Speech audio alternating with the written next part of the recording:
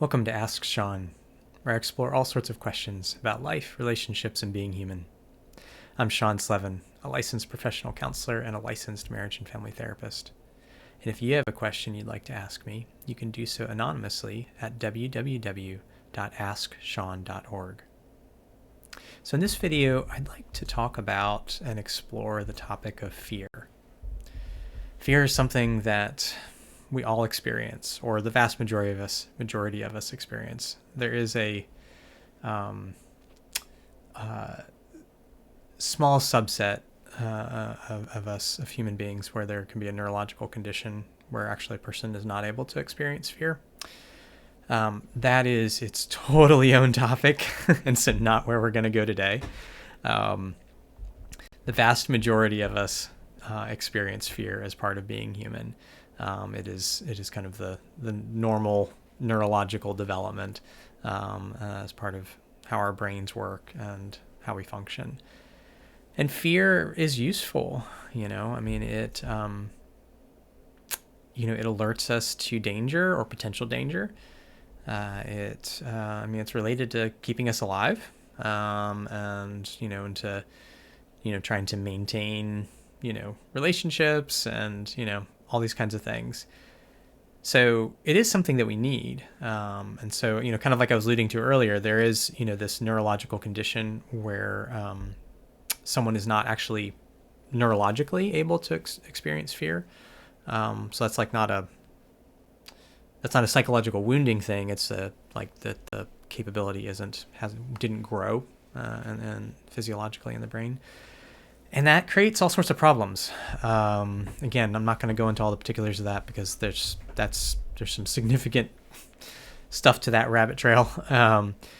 But yeah, there's like a definite cost to not being able to experience fear, and not being able to read fear in others, and it relates actually to struggles to impairment or to do with empathy.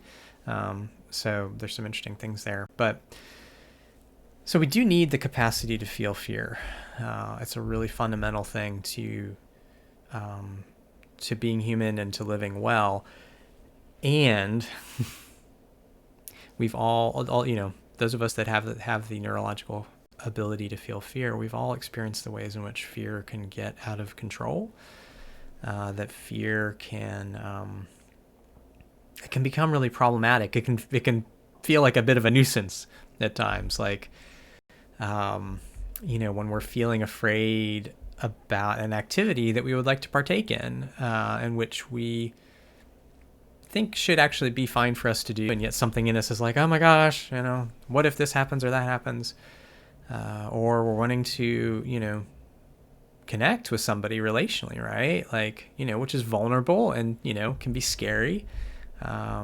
Just even in terms of friendship, not even getting into like romantic relationships, which of course, really up the ante, right? Kind of the things at stake. So fear is like, it's this needed capacity, right? Like that it, relates to keeping us alive, and it, like I said, it does it in interesting ways. It ties into our capacity for empathy, for, kind of being able to feel for our fellow humans and to have compassion and to, relate well. And, it's something that needs calibrating. We all experience an imperfect world, and in places where we've experienced hard things, especially when we've got unresolved trauma, unresolved pain, that like our fear can be out of whack. Our fear meter or whatever, our fear gauge can be miscalibrated then. And so then that can really inhibit our life. That can make our world smaller. And so the tricky thing there, right, is that if we just take the strategy of like, okay, well, I'm just going to avoid what triggers my fear, well, that just makes it worse. Like, this is literally how you end up becoming agoraphobic. Agoraphobic is when when their fear has gotten so pronounced, they're not able to leave their home. And so that's not much of a life, like we're meant to be out living in the world and exploring and like taking healthy, wise risks. So not risk taking to be foolish or for like thrill seeking, but as part of like expanding and becoming bigger, becoming a fuller human being. Because like being alive is risky, having a conversation with somebody is risky. So like we have to be able to tolerate risk, which means we have to be able to work with our fear. We have to be able to calibrate, like what are the things that actually were like my fear is telling me something helpful, and where are the places where it's actually miscalibrated because of my wounding? Like where are the places where my fear needs adjusting? My fear gauge needs help. So I want to kind of, as I often do, like I want to use a real example here for talking about this, because, it's things make more sense and they connect better when we can like connect them to real life. Otherwise it just kind of feels abstract of like, okay, so I need to like not let my fear rule me. What does that mean? How do I do that? Where would I want to use that? So I kind of want to talk about a principle, what I call becoming a student of what we are afraid of. And this is something that I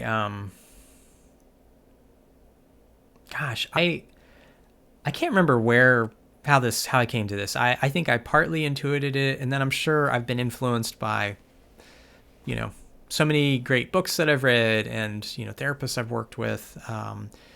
None of us do things in a vacuum, so I don't have a specific memory of like where I happened upon this principle, that I'm articulating in this way. You could articulate it a number of ways, but it's this idea that we actually need to move towards the thing we're afraid of.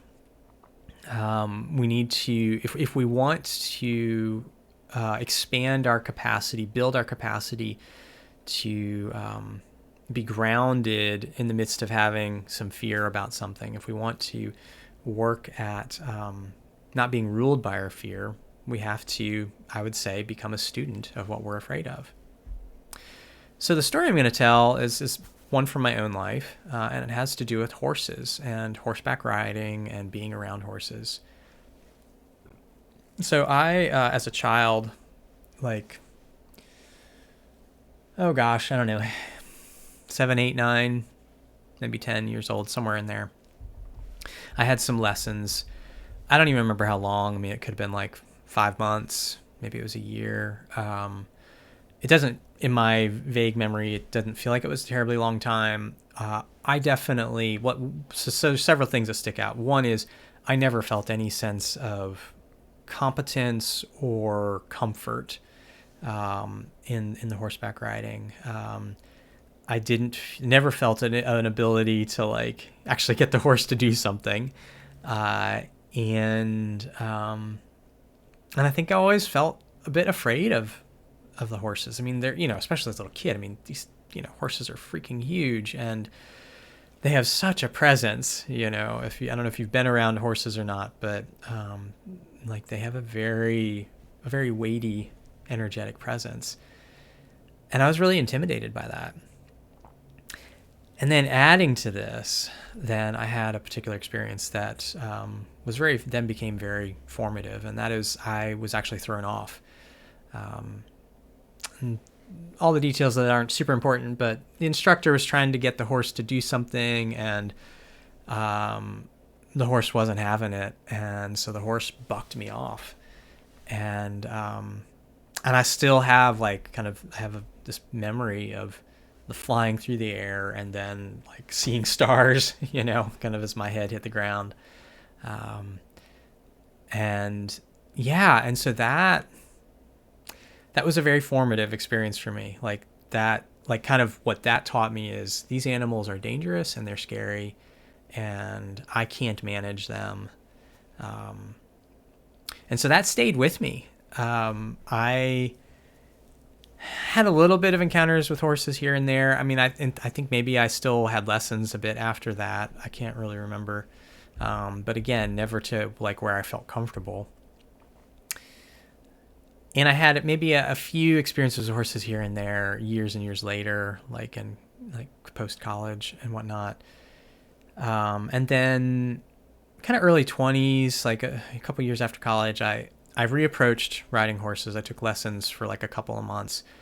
And one of the things I remember about that is still being really scared. Being scared about going into the stall with the horses, being afraid of being kicked, being afraid of being bitten, like being afraid of being thrown off, like, and then also having a lot of shame. And some of the principles I'm going to talk about today can relate to working with shame as well, although there are some particulars to applying this to working with shame, which I probably won't get into today.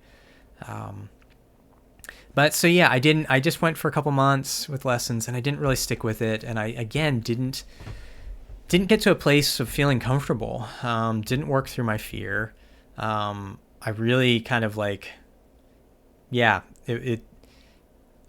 was a number of interesting things about that experience, which maybe I won't go into right now, but kind of the core thing in terms of this part of the story is, there was a reapproaching there because something in me did have a draw towards horses and towards horseback riding and wanting to work with horses, but also being really afraid of them. And really shaped by this, these early childhood experiences. And also just, honestly, just a general fearfulness. I've been afraid a lot in my life. And some of that's maybe a bit my temperament. Some of it's definitely inherited, psychologically. All of my parents, were, and, kind of family members were very fearful. And that showed up in a lot of different ways. So that kind of taught me that, well, the world's a scary place, and you better look out because, things are going to go bad. Like that kind of learned sort of a defensive, like, world is dangerous kind of thing, kind of posture. And, the world is dangerous in a lot of ways. Like bad things do happen. That's not a myth. But living in fear of bad things happening, it's not much of a life. It's not a great way to live. It's not how I want to live. So something I kind of intuited and learned, I'm sure through therapy and reading and whatnot, and then kind of my own kind of processing, is that I realized at some point I have to start intentionally moving towards the things that I'm afraid of, or these fears will rule me forever and I won't live much of a life. And so how that relates to horseback riding and working with horses and my fear of being hurt by horses, my fear of being thrown off by horses, is I reapproached again working with horses several years ago now. It was, I guess, maybe 3 years ago. I'd have to look at the calendar. So not that long ago, fairly recent, but it's been a couple of years, at least 2 years now. And one of the reasons that I chose to do this was because I wanted to work on this fear. It was kind of multifaceted. I was feeling a draw towards, like, I was wanting to do something embodied, add something embodied to my life. I already did things like yoga, and I have other things that I do, but there was something about horses and horseback riding that kind of been bubbling up in the back of my mind for, I think, probably for years. And in that, in conjunction with things that were coming up in my personal therapy, or my therapy as a client, it just felt like kind of the right intersection, that this is a place where I could kind of, kill multiple birds with one stone, to borrow the old adage, that, I had some intrinsic motivation, right? Of like, I wanted to reapproach, this hobby of working with horses. And I knew that it would be good for me. It would be good for me in terms of my fear. It would be good for me in terms of actually boundary stuff. Working with horses is great for like learning how to have boundaries and better boundaries, because horses are such embodied creatures. There's lots I could say about all that, but so there's a couple things here then. So I reapproached lessons, and early on, part of the goal was just like, I just want to keep showing up for the lessons, and kind of just being with this fear. I want to start getting comfortable with being around these animals, these big animals that could kill me, they could maim me, that could scar me, and being on them, riding them, and starting to get my body used to that feeling, and for me to be working with what does that feel like in my body, the anxiousness that comes up. But there was a second piece to this. So, because it was both the fear of being around them and being on them, there's also the fear of falling. And so this actually then led me to a second thing that I started to do. And this coincided also with another hobby, like there's some skating that I've gotten into, something called free skating, which another interesting, kind of activity and interesting story, but it's something also that it can involve falls. And I've had some falls in that, which have been rather uncomfortable. And so the combination of these things of like, okay, I'm engaging in these two hobbies, I'm not terribly good at either one. I'm never going to do either of these professionally. I'm never going to compete. That's not the point. They're embodied things that I enjoy, and I like the challenge, and, there's all sorts of balance things, and just feels good in my body. Except for the hitting the ground hard part. So this really, I just felt this like, desire to like, meet this fear of falling kind of head on, as opposed to head on into the ground. How can I actually like be working at this? And so I did two things. One is I found a personal trainer who has martial arts background, and actually turned out, I didn't know this when I approached him, but had some specific educational background in working with falls. And so I work with him every week. I work with him on a number of things, but one of the things I work with him on is like practicing falling. And then the second thing I did is that I found a company that has a husband and wife team that actually does training on equestrian falls, how to fall off of horses safely. That's called Land Safe is the name of it. I'll put it in the comments and whatnot. And it is fantastic. I'll probably say some more things about it later, but it's really, really well done. The husband is an equestrian, and the wife is a gymnastics background, has a gymnastics background, and so they have designed this program that is just really well done. And so in both of these things, I have become a student of the thing I'm afraid of. Like every week, I meet with my trainer, and I'm throwing myself on the floor in various kinds of ways. I'm learning how to roll through falls, how to protect my head, protect my neck, protect my body in various ways, how to dissipate energy safely. And what this has allowed me to do is to take something that feels so big and daunting, right? I'm up on this horse, it's so high off the ground, and like, what if I fall? What if the horse bucks me off again, right? And been able to break it down into these manageable bites. And so that's something both that, the specific Land Safe, training clinic does really well. Like they work us through and they build us up to kind of bigger and bigger, kind of steps. But also what I do every week with my trainer. And I'll tell you, it's so fascinating because it's like, even though it's one sense it's fun, right? And it's exciting, can get to do these things in a controlled environment. It's still scary.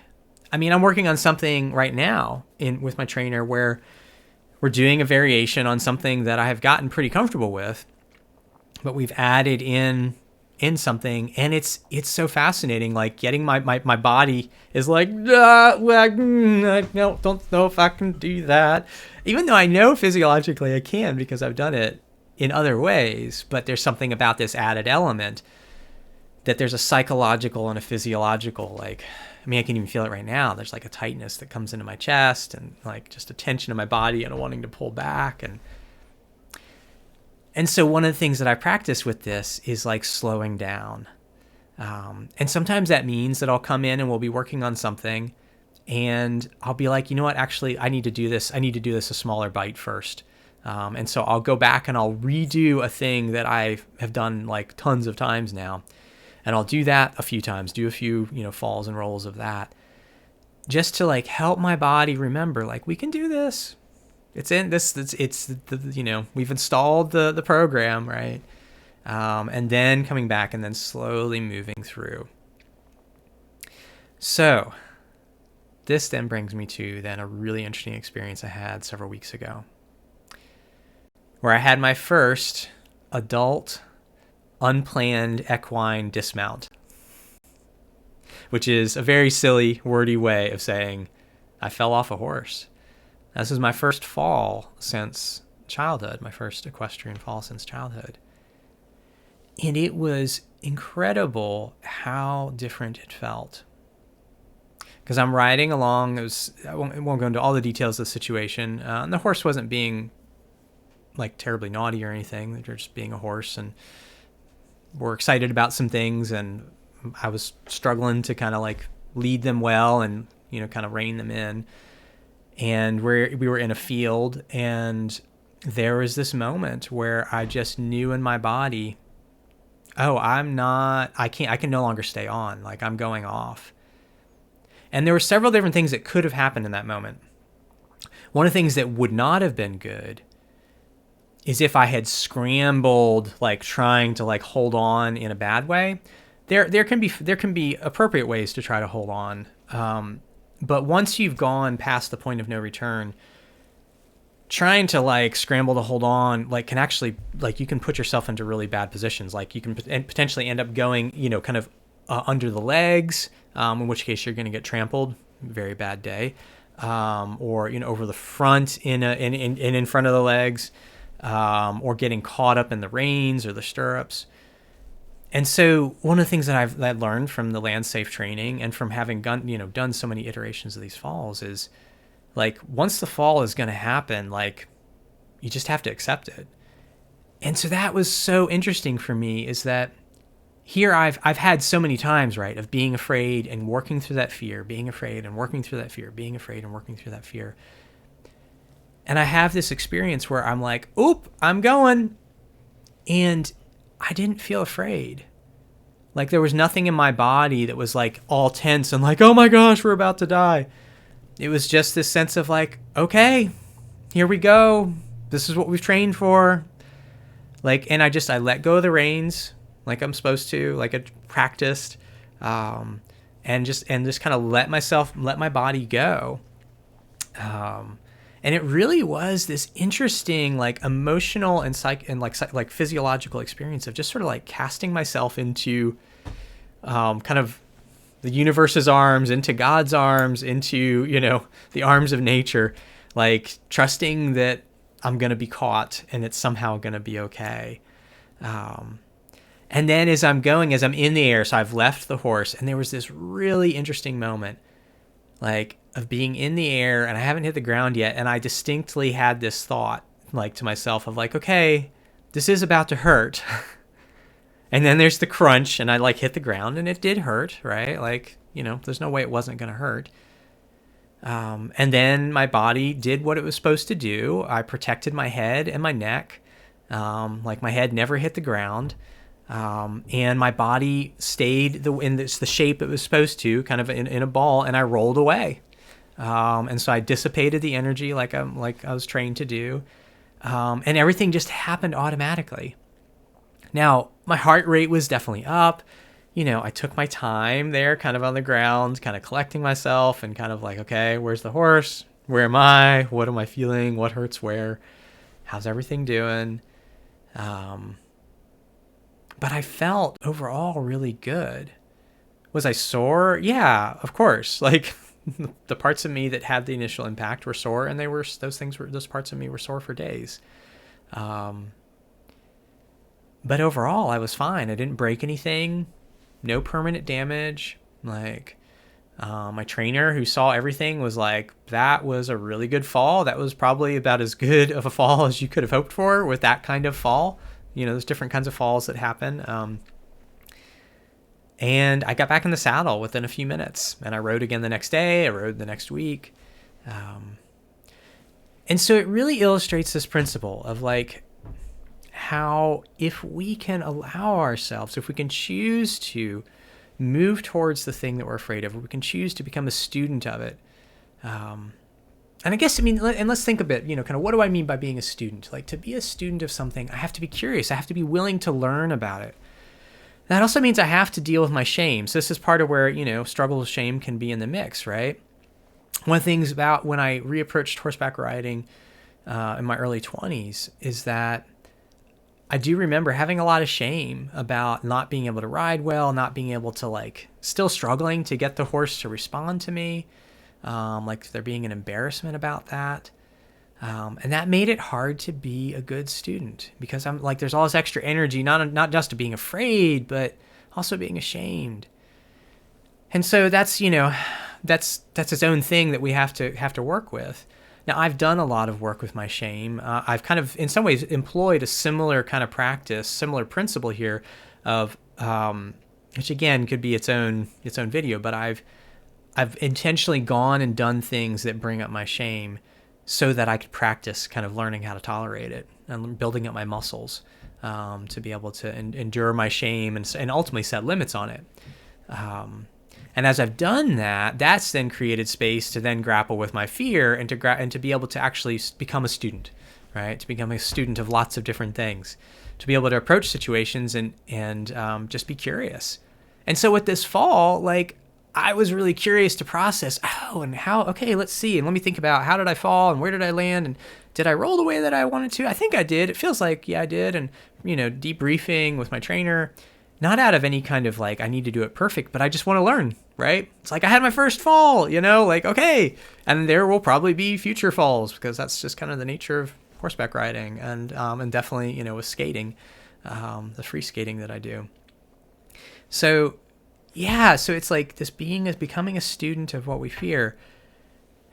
I guess another element here is that to be able to be a student, it has to be manageable. It has to be a manageable bite, right? So it would not have worked if I reapproached horseback riding and I'm okay, I'm gonna reapproach horseback riding and the instructor was foolish and they just put me on a bucking bronco or whatever, who's throws me off every time. That would have been too much.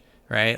I would have gotten thrown off once, would not have landed well because I hadn't had any practice at that point in learning how to fall and might have really hurt myself and been okay, I'm never doing that again. And so this is part of how our fear gets reinforced. Our fear gets reinforced if for any reason we try to do too big of a bite, too much, more than we are able to to manage at that time. So ideally we want to go just a little bit beyond what we feel like we can handle. And so this is kind of muscle building, physical muscle building, right? You want to stretch the muscles, you want to work the muscles a little bit further beyond your current ability, but not crazy beyond because then you get injured. And so it's the same thing emotionally, right?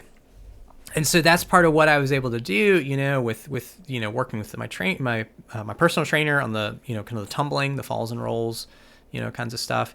And in this clinic, the Land Safe clinic, they're experts at this. They really understand how people learn. And so they have this great sequence of we do these things and then we build on that and we do these things and we build on that and we do these things. And so it really gradually helps you kind of stair step your way up to more challenging things.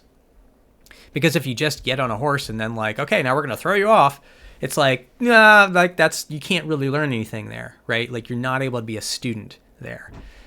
And so that's I think that's kind of the big takeaway here, and is that if think about the things in your life where your fear is needing some calibrating, where your fear is holding you back in some way from what you would like to be doing, for whether it's a way that you want to be engaging relationally, whether that's, reaching out to people, whether that's taking risks with people you're already connected with, whether, just, whatever that may be, think of, if there's a hobby that you want to engage in, but you're I'm so afraid, because of whatever, there's this aspect. Then be thinking about how can I become a student of that fear? How can I approach that in a way where it's manageable enough? How can I break that down into smaller bites so that I can be stretching myself but not totally overwhelming myself, so that I can incrementally help help my system, my physiology, and in some cases, and my psychology to adjust to the reality that I actually can do this, that I can develop skill here, that I can develop ability, that I have capacity to do this thing. Because I guess that's part of the thing, is that like fear is not helpful if it is a stuck fear.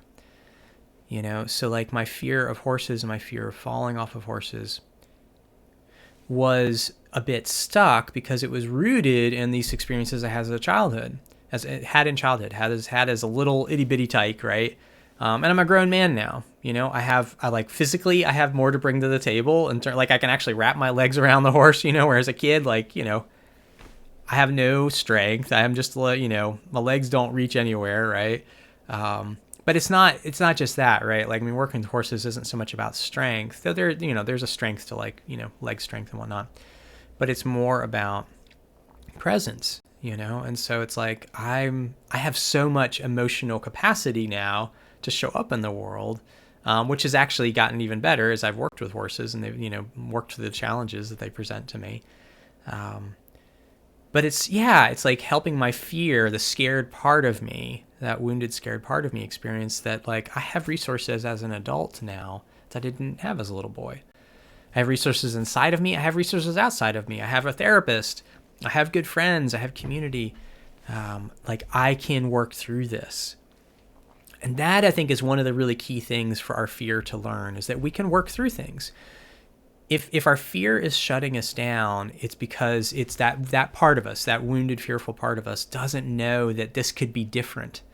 And so it is stuck in some kind of way in something that we've experienced in the past. And part of that can mean that we need to face some pain, and we need to grieve that, and we need to be able to kind of metabolize that. But part of that also is that we also just need to, in an incremental way, engage with whatever the hard thing is that we're scared of. We need to become a student of what we're afraid of.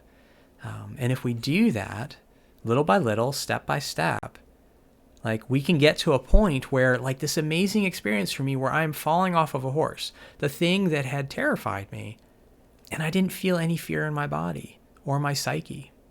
Like, I felt just an acceptance. And it's not because I'm foolish or oblivious. Like that's what's part of so fascinating, right? Is that I felt this acceptance of, like, here I go. And that was immediately followed by the acknowledgement, the very conscious acknowledgement of saying literally to myself, okay, this is about to hurt. And then it did hurt, and I rolled through it, and I was okay. And it's not that it's all perfect, right? Like, yeah, I was bumped up, and I was sore for days and whatnot. And it's interesting, right? Like, there is, like, I've been, as I've continued to ride, in the weeks following, there's been some moments where I've almost come off again. There's, like, some moments where the horses have gotten spooked and, like, they can jump sideways, and it's like, no, trying to stay on. And that, those moments have provoked a bit of a fear response in me. And some of that could be because they're a different moment. Like, in some ways, it's a different dynamic when the horse is spooked, like, that's a fear energy in the horse's body. So that could be part of it. Part of it also, though, is I probably am still metabolizing through the experience. Like, even though I felt an acceptance as I went off, I'm probably still metabolizing that, like, it did hurt to land, even though I landed really, really well.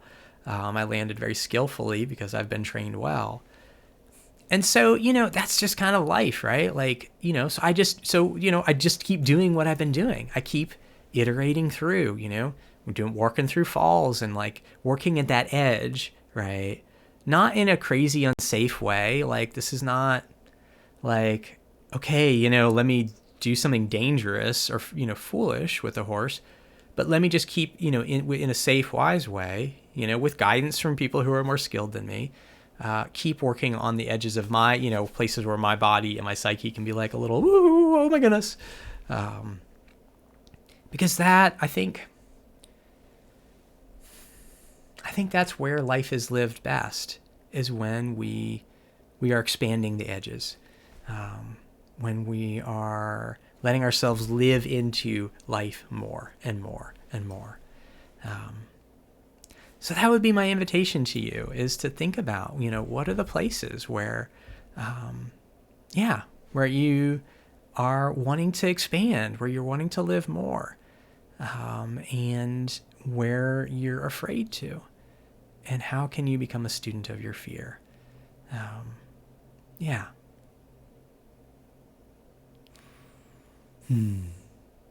Well, that's probably good for now. Until next time, peace be with you.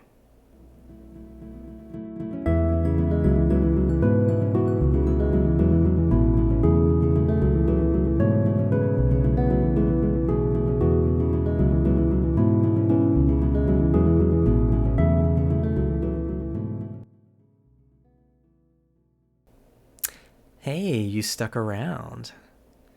Well, this is kind of fun.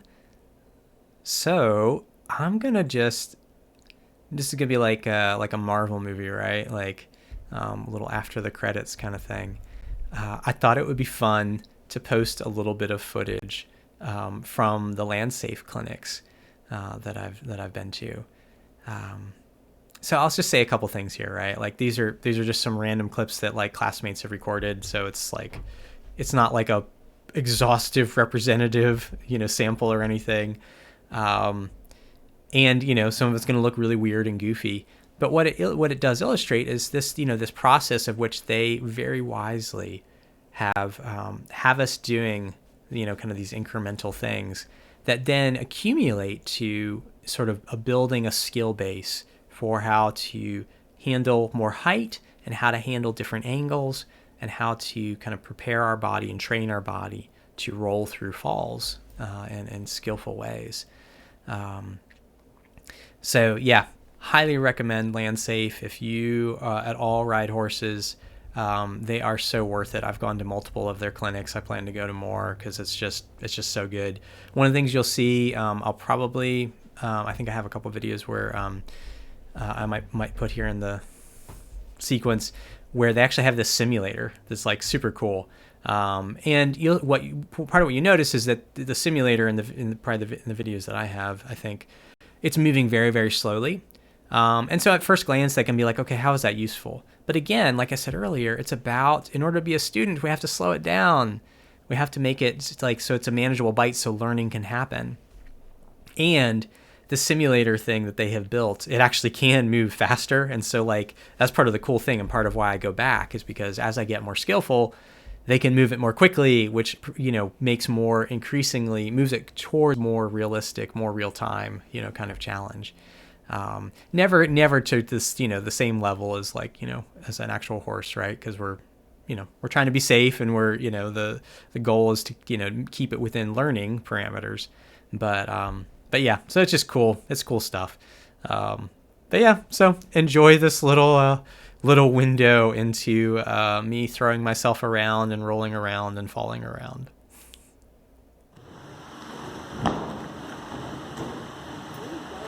He was on camera that time. Nice.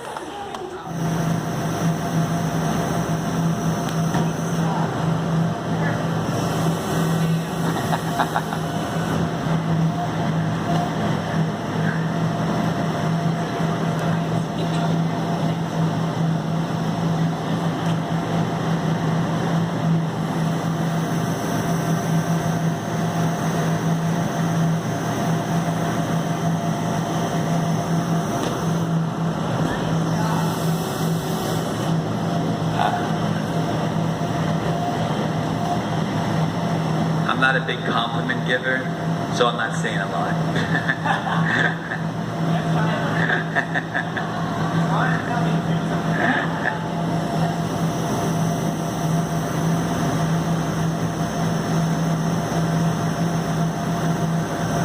Nice. 3 for 3. Hey, you're not gonna get, like, that's awesome.